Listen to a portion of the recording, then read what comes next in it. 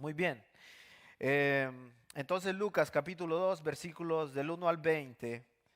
Vamos a leerlo y luego vamos a sacar algunas enseñanzas de este capítulo. Obviamente tiene que ver con el nacimiento de Jesús, que es lo que celebramos en este mes. Pero si me sigue ahí, Lucas capítulo 2 dice: aconteció aquellos días que salió un edicto de César Augusto para que se hiciera un censo de todo el mundo habitado. Este fue el primer censo que se levantó cuando Cirenio era gobernador de Siria. Todos se dirigían a inscribirse en el censo, cada uno a su ciudad.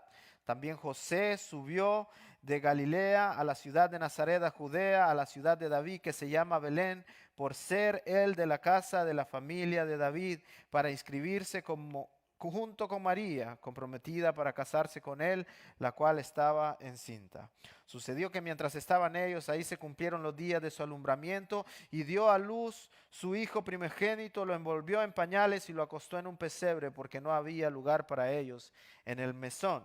Versículo 8, en la misma región había pastores que estaban en el campo cuidando sus rebaños durante las vigilias de la noche, y un ángel del Señor se les presentó y la gloria del Señor los rodeó de resplandor y tuvieron gran temor.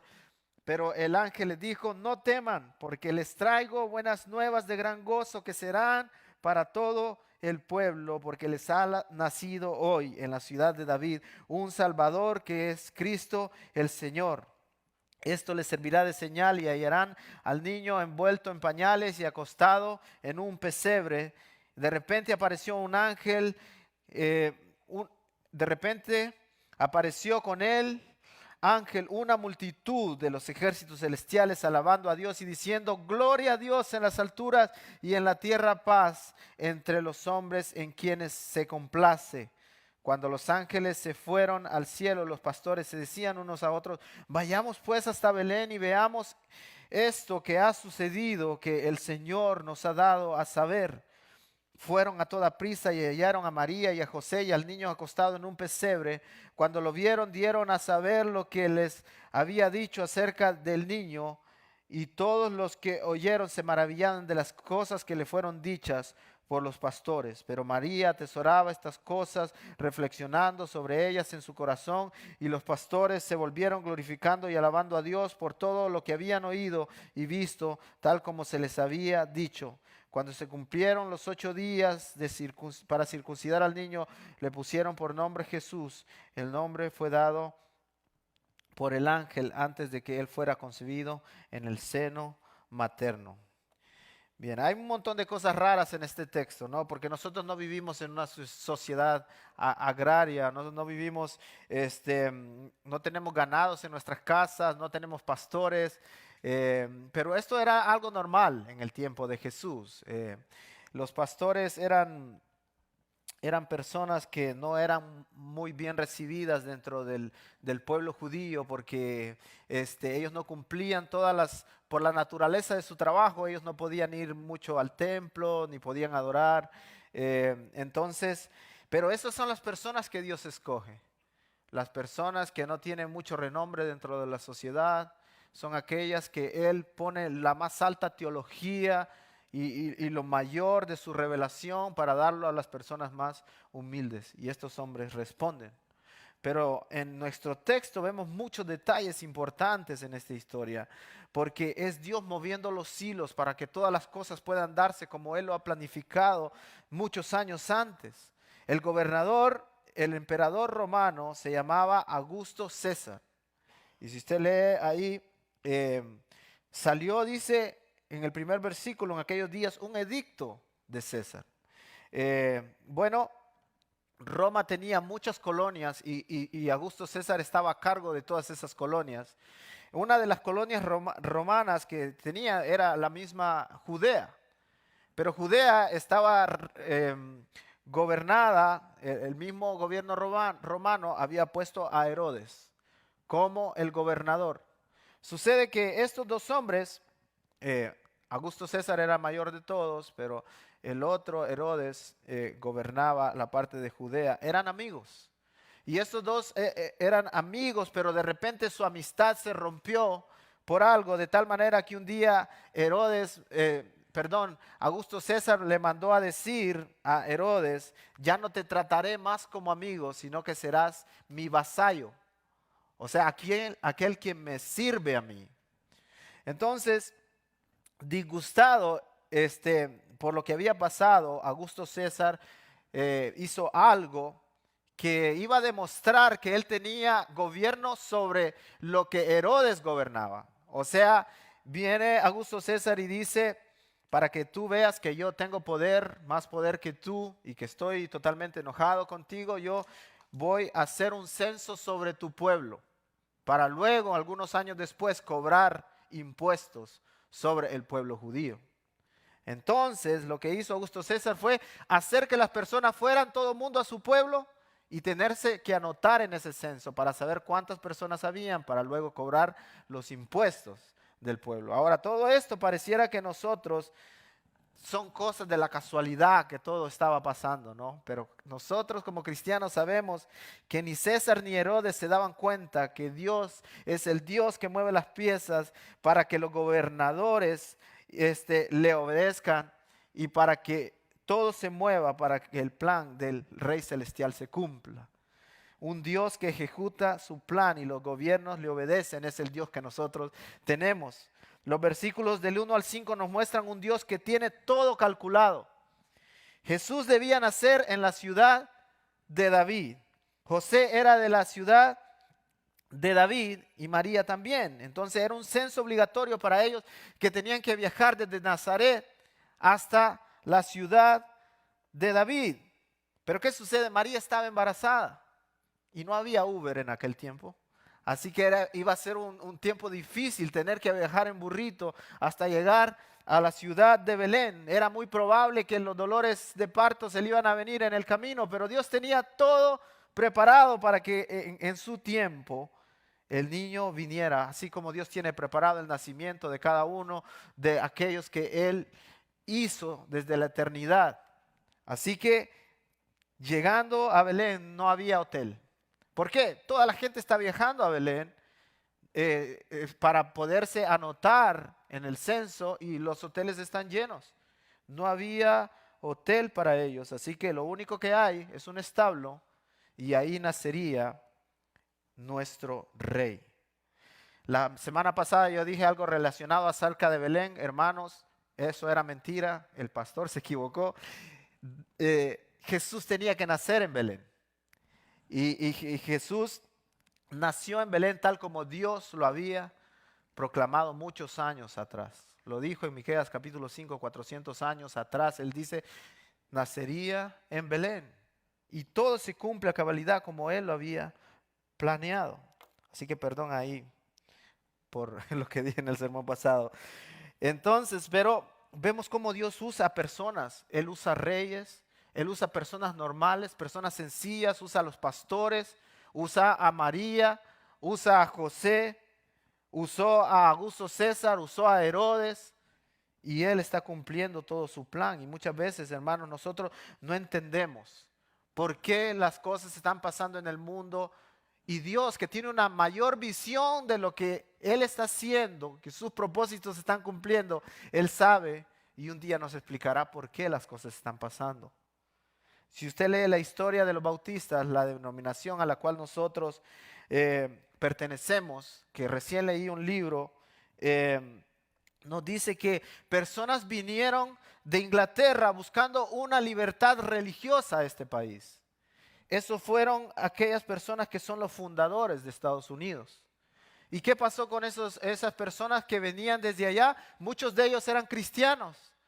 Y luego ellos fundaron este país bajo una constitución que tenía sus bases en la religión judeo-cristiana. ¿Qué pasó con eso? El país creció, América se desarrolló y después el evangelio fue llevado desde este país y también desde Inglaterra, de muchos lugares vinieron, pero mucho impacto fue Estados Unidos para que nosotros, los centroamericanos, los sudamericanos, y aún aquellos otros países que no hablaban español pudieran tener el evangelio. Ahora, para eso tuvo que morir un montón de gente. Para eso personas tuvieran que ser perseguidas en Inglaterra. Para eso muchos cristianos murieron en Inglaterra por desobedecer las órdenes del rey. Y si nosotros hubiéramos estado en ese tiempo, nos hubiéramos preguntado, Dios, ¿a dónde estás? ¿Por qué estás haciendo que estas dificultades nos lleguen? Pero Dios tenía un plan mejor, bendición para las naciones. En 1800, Adoniram Hudson fue uno de los primeros misioneros que fue enviado de Estados Unidos al continente asiático. Y estando Adoniram Hudson ahí en el país que ahora se llama Myanmar, que en ese tiempo se llamaba Birmania, él trabajó por muchos años en ese país y por más que él trabajaba, solo miró 10 personas convertidas. Ahora esto podría desanimar a cualquier pastor y cualquier misionero, pero Dios tenía un plan. Luego se vino una guerra, Inglaterra iba a invadir el país de Birmania. Y sucede que por causa de la guerra muchos de Myanmar, muchos de ahí de Birmania murieron. Y luego la guerra termina y se hace un festival que ellos hacían. Hay un festival, celebración a los dragones y cosas así, donde llegaba mucha gente. Y Adoniram Hudson, como misionero en ese tiempo, decide dar 1000 tratados a las personas que iban a llegar a esa celebración. Él había traducido todo en el idioma de ellos, les da estos 1000 tratados y por causa de que la guerra había habido mucha muerte, las personas leen estos tratados y el tratado se llamaba El Camino al Cielo. Y las personas comienzan a preguntarse y a decir, hubo mucha muerte durante la guerra, si nosotros nos tocara morir hoy, ¿a dónde iríamos? Pero encontramos este tratado que dice, hay un camino al cielo, vamos a ir y preguntarle a este hombre que cómo es que nosotros podemos llegar al cielo. En pocos meses, esos 10 convertidos que ya habían sido dispersados por todo el país, ya no estaban ahí. Pero más de 200 personas fueron bautizados en unos pocos meses. Y todo sucedió porque Dios planificó una persecución, una guerra, personas murieron, dificultades vinieron, desplazamientos hubieron, injusticias hubieron, y la gente se preguntaba, ¿a dónde quizás está Dios en todo esto? La respuesta es que Dios estaba planificando salvar personas para su gloria. Y es lo que está haciendo con su Hijo. Jesús tenía que pasar por dificultades, Jesús tenía que ir a otro país, Jesús tenía que ser perseguido y eso nos ayuda a nosotros a entender quién es nuestro Dios. El Dios que es empático con nosotros, que también sabe por lo que nosotros pasamos. Entonces Dios es un Dios que es soberano sobre todas las cosas, sobre reyes, sobre gobernantes, sobre toda persona. Dios es el Dios que planifica todo para la gloria de su nombre. Pero el nacimiento de Jesús es un nacimiento de verdadera humildad. Como les dije la semana pasada, Jesús fue la única persona que nació siendo rey, ¿no? Pero interesante cómo este rey viene y comienza su vida en la tierra. La Biblia está llena de versículos que nos llaman a nosotros, al cristianismo, a vivir de una manera humilde.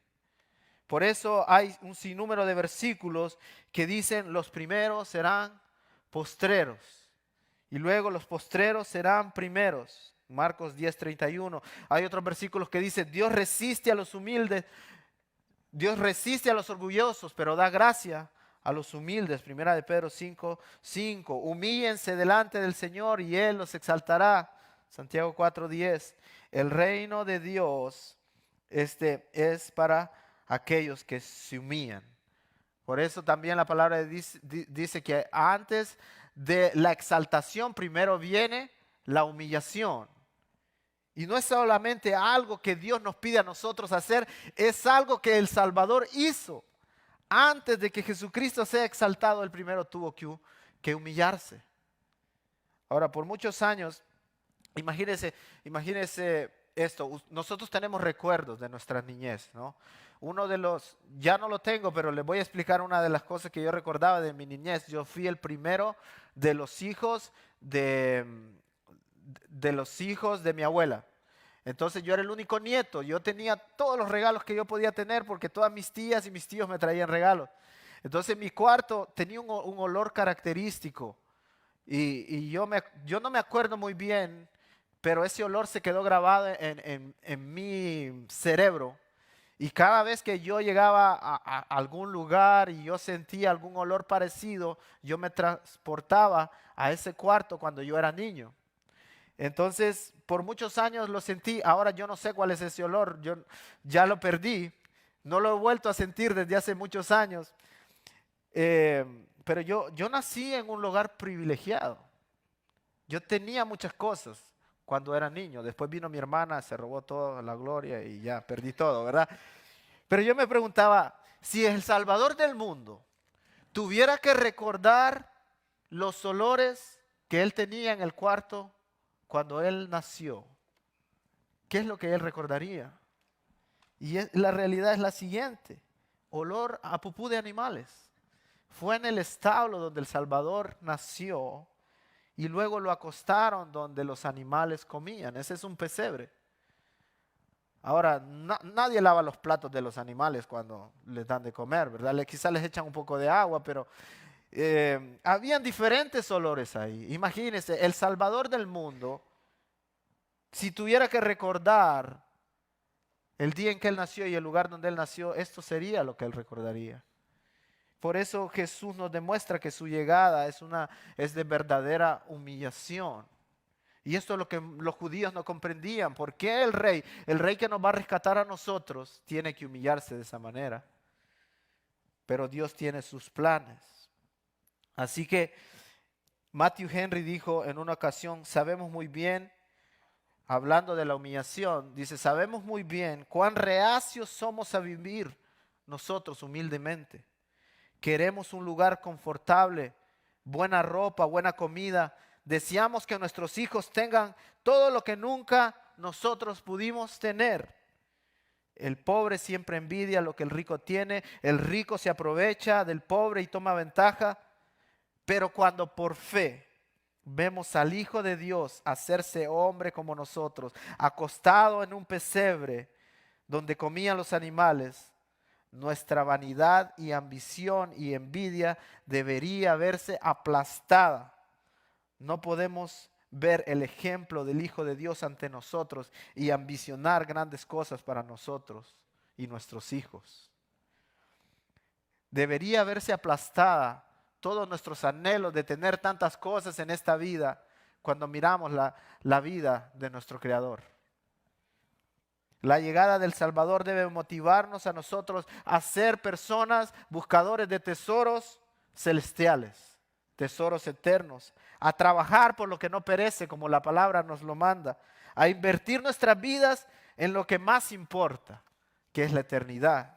Ese es un llamado nuestro al ver el ejemplo de nuestro Salvador. Así que la llegada de Jesús nos recuerda que fue una llegada humilde, que es más importante para nosotros servirle y entregar nuestras vidas a Él que atesorar cosas en este mundo.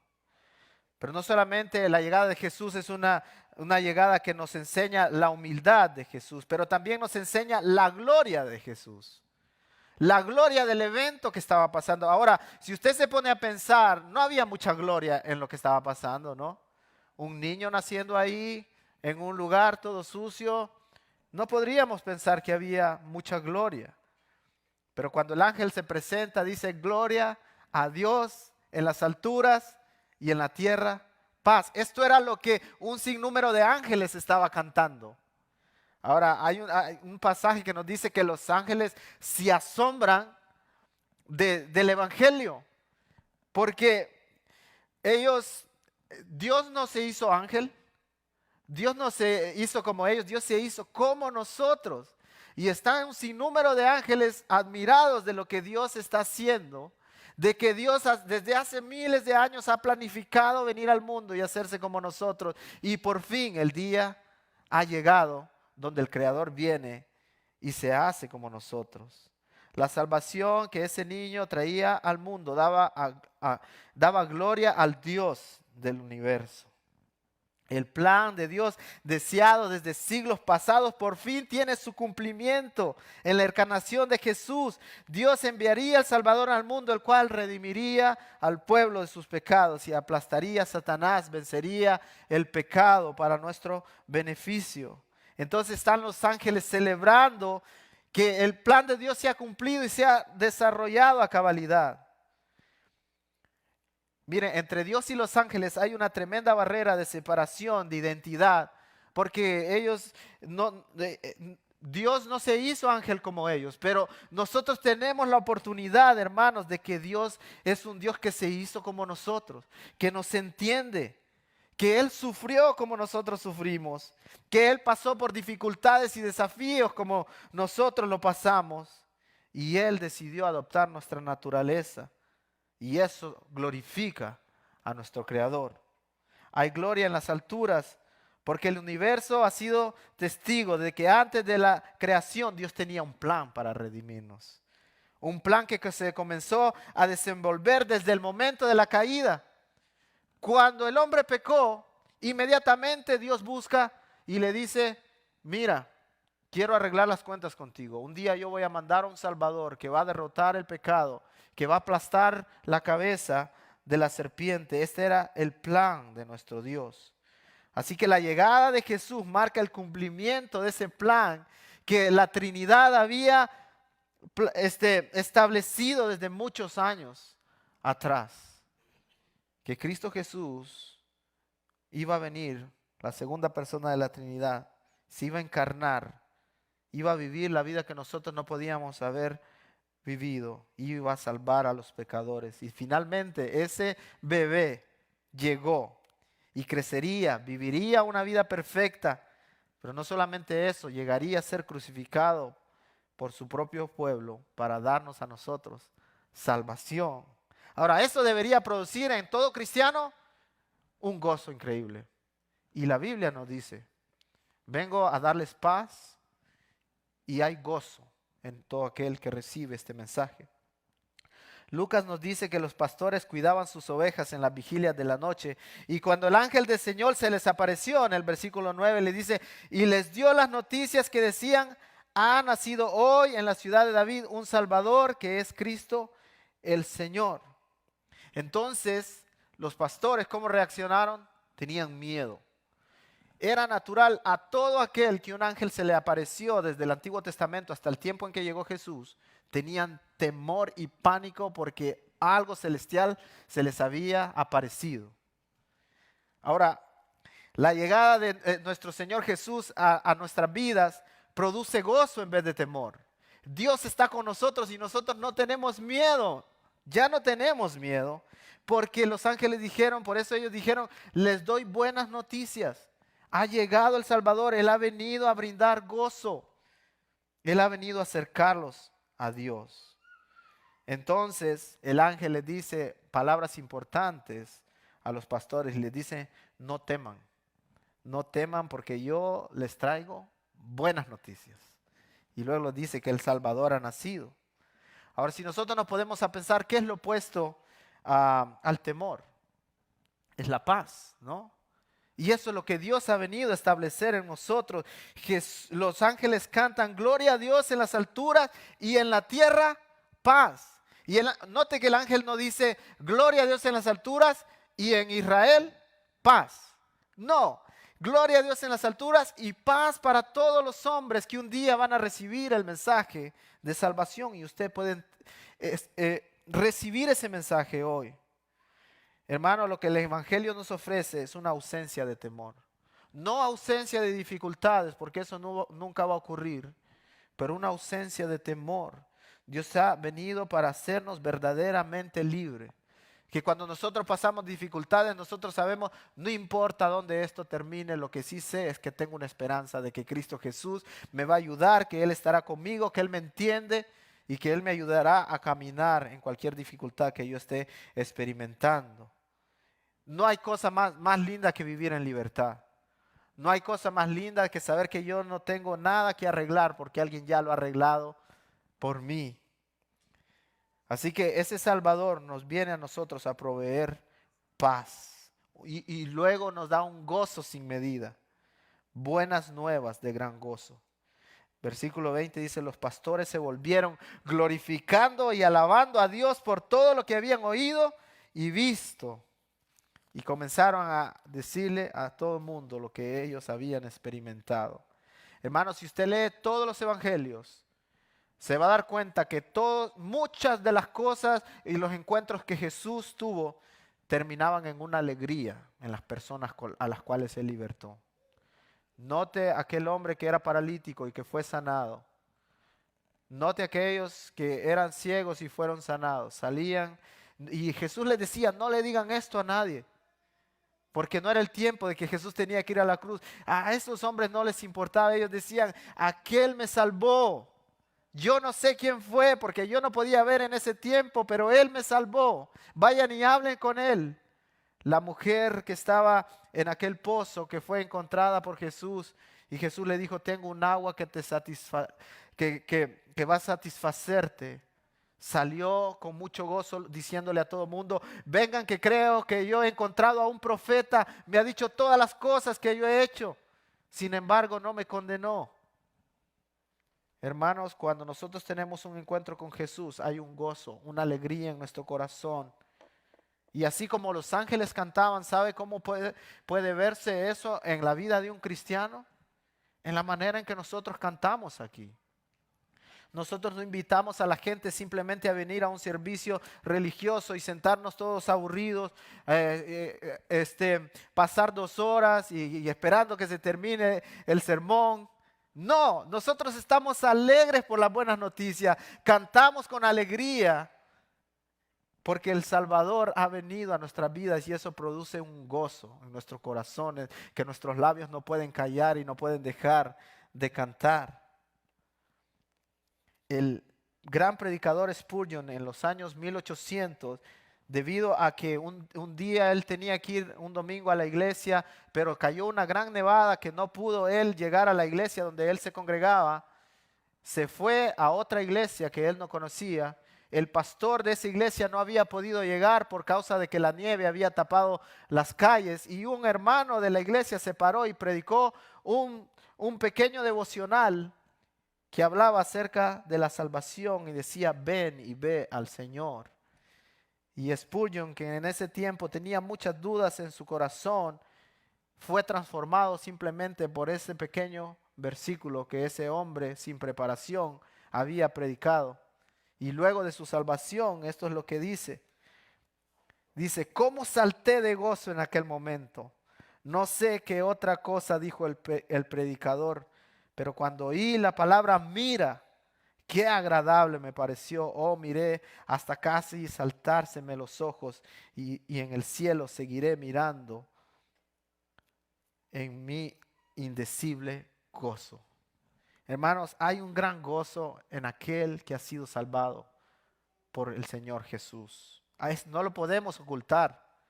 Le seguimos sin saber cómo le seguimos. Es que le seguimos porque Él nos amó primero. Le servimos porque sabemos que tenemos una gran deuda con Él. Ese gozo, hermanos, es el que produce las buenas noticias de salvación. Lo que los ángeles anunciaron no es religión, es una realidad. En ocasiones lágrimas salen naturalmente de mis ojos porque yo sé que sin merecerlo alguien murió por mí. No lo merecía y le pregunto al Señor, ¿por qué yo? ¿Por qué yo no pude haber estado del otro lado de los que no fueron salvos? Pero es que a Dios le plació y vio algo. Cuando yo estaba muerto en mis delitos y pecados, Él decidió morir por mí. Así que hermanos, canciones de gozo y de agradecimiento deben salir de nuestros labios al saber que el Señor nos ha amado tanto. Yo espero, si usted ha experimentado ese gozo, pídale al Señor de que usted llegue con ese gozo hasta el final. Y que usted le ame a Él hasta el final. Y tenga la fe de que lo hará, porque Él dice, aquel que comenzó la buena obra en vosotros la perfeccionará hasta el día de Cristo. Así que no vivimos más en temor, no vivimos más en incertidumbre. La palabra de Dios y su esperanza nos echa fuera todo temor, Nuestro Salvador vino para proveernos paz, alegría y esperanza. Así que, a manera de conclusión en esta historia, ¿qué podemos sacar? ¿Qué podremos sacar para nuestras vidas? Y lo primero que yo quisiera decirle a manera de aplicación es que Dios no mira entre clases sociales, hermanos. Dios no vino a este mundo a elegir simplemente a los ricos o a aquellos que tienen una buena posición o un trabajo. Dios vino para aquellos que son pobres en espíritu, que dicen necesito inmediatamente un Salvador, porque yo no puedo ser salvo por mí mismo. A esos son aquellos que Dios busca y que Dios salva. Pero lo otro, hermano, que yo quisiera decirle hoy es que Dios es soberano en su vida. Nuestro Dios está trabajando a pesar de los desplazamientos, de las guerras, de las migraciones, de los terremotos, de los desastres naturales, pérdidas familiares o económicas. Son cosas, hermanos, que Dios usa para su gloria. Y Él no se desconecta de esas cosas que nosotros estamos pasando. Jesús puede dar gozo en medio de las dificultades. Él te da esperanza, aunque tu mundo esté hecho pedazos. Tú sabes que es algo temporal. Tú sabes que la gloria del cielo está por venir pronto y todo sufrimiento acabará. ¿Tienes tú esa esperanza? Si no la tienes, yo espero que hoy pueda ser el día donde tú le entregues tu vida a Cristo y puedas decirle, perdóname, necesito tener eso en mi vida. Y otra cosa, hermanos, que este texto nos enseña es que Jesús no es ese Salvador que te envía a sufrir sin entenderte. Él nació en medio de dificultades políticas. Él fue un inmigrante. Él tuvo que viajar a Egipto porque estaban matando a todos los recién nacidos. Él fue un refugiado en Egipto. Él perdió amigos. Tuvo pérdidas como Lázaro, que era su amigo. Él perdió a su padre, fue abandonado por su padre cuando estaba en la cruz por causa del pecado nuestro. Nuestro Dios sufrió abuso físico y emocional. Quitaron sus ropas, lo latigaron. Nuestro Salvador nos entiende, hermanos, y no importa por lo que tú estás pasando, Él quiere abrazarte y quiere que tú sepas que Él está contigo en medio de la dificultad. Jesús está hoy para ofrecerte esas buenas noticias. Y si tú no tienes esas buenas noticias, hoy es un buen día para decirle, Jesús, entra en mi corazón. He reconocido hoy de que todo ese plan que tú tuviste desde antes de la eternidad era por mí. Mandaste a tu Hijo para salvarme y ahora quiero servirte porque he entendido que tú me amas. Vamos a orar y vamos a agradecer a Dios por aquellos que Él ha salvado. Y si hay alguno aquí que hoy es el día de salvación para Él, gloria a Dios. Entrégale tu vida a Él. Hoy es el día de salvación. Mañana no lo sabremos. Señor, gracias. Gracias